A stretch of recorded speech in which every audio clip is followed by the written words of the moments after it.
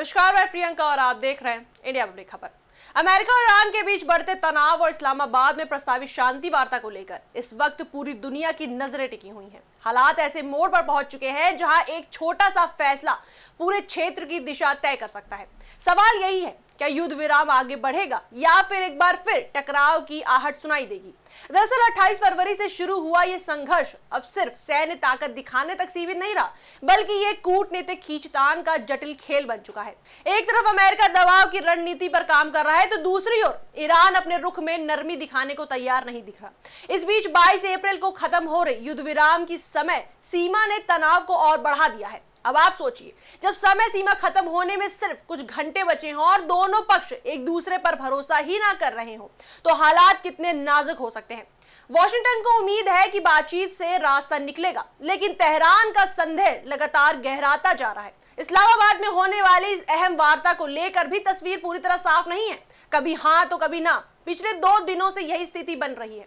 America की ओर से जहां उपराष्ट्रपति के कार्यक्रम तक की घोषणा हो चुकी है, वह ईरान ने अब तक अपने पत्ते पूरी तरह खोले नहीं हैं। अलग अलग रिपोर्ट्स में यह जरूर कहा जा रहा है कि ईरानी प्रतिनिधिमंडल बातचीत के लिए पहुंच सकता है, लेकिन कब और कैसे, इस पर अभी भी सस्पेंस बना हुआ है। पहले भी 11 अप्रैल को इस्लामाबाद में बातचीत हुई थी, लेकिन उसमें कोई ठोस नतीजा नहीं निकल पाया।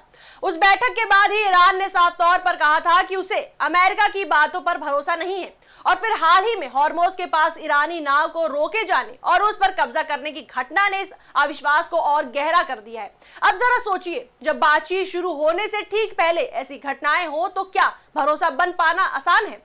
यही वजह है कि ईरान बार बार यह आरोप लगा रहा है कि अमेरिका सीज फायर के आड़ में बड़े हमले की तैयारी कर रहा है और दबाव बनाकर उसे झुकाना चाहता है। दूसरी ओर अमेरिका का रुख भी काफी सख्त बना हुआ है। राष्ट्रपति डोनाल्ड ट्रंप लगातार बयानबाजी कर रहे हैं और उन्होंने साफ कहा है कि ईरान को समझौता करना ही होगा। यहां तक कि उन्होंने ये चेतावनी भी दी है कि अगर समझौता नहीं हुआ तो परिणाम बेहद गंभीर होंगे। ट्रंप का यह आक्रामक अंदाज इस पूरे मामले को और संवेदनशील बना रहा है। हालांकि इसी बीच एक बड़ा अपडेट यह भी सामने आया है कि अगर समझौते की स्थिति बनती है तो ट्रंप खुद इस्लामाबाद में होने वाली वार्ता में शामिल हो सकते हैं। अभी यह स्पष्ट नहीं है कि वे वहां व्यक्तिगत रूप से जाएंगे या फिर ऑनलाइन जुड़ेंगे, लेकिन उनकी संभावित मौजूदगी इस वार्ता को और ज्यादा अहम बना देती है। रिपोर्ट्स के मुताबिक एक पाकिस्तानी सूत्र ने दावा किया है कि बातचीत आगे बढ़ रही है और बुधवार को इसके होने की पूरी संभावना है। इतना ही नहीं, अब ये खबर भी सामने आ रही है कि ईरान ने वार्ता में शामिल होने के लिए हामी भर दी है। अगर ऐसा होता है तो ये एक बड़ा कूटनीतिक संकेत माना जाएगा। बताया जा रहा है कि वार्ता के मुद्दों में भी बदलाव किया गया है और इन्हीं मुद्दों पर दोनों देशों के बीच सहमति नहीं बन पा रही है। अमेरिका चाहता है कि ईरान अपने परमाणु कार्यक्रम को सीमित करे और उसे परमाणु हथियार बनाने की क्षमता ना मिले। वह ईरान का कहना है कि वह अपने परमाणु कार्यक्रम पर कोई समझौता नहीं करेगा, लेकिन बदले में वह प्रतिबंधों में राहत चाहता है। यानी एक तरफ सुरक्षा का सवाल है तो दूसरी तरफ आर्थिक और रणनीतिक हित, और यही इस पूरे विवाद को और उलझा रहा है। वहीं आपको बता दें, डोनाल्ड ट्रंप की एक और चिंता भी सामने आई है। वे चाहते हैं कि इस पूरे तनाव का असर वैश्विक तेल बाजार और शेयर बाजार पर ना पड़े। अगर हालात बिगड़ते हैं तो तेल की कीमतों में बड़ा उछाल आ सकता है और उसका असर पूरी दुनिया की अर्थव्यवस्था पर पड़ेगा।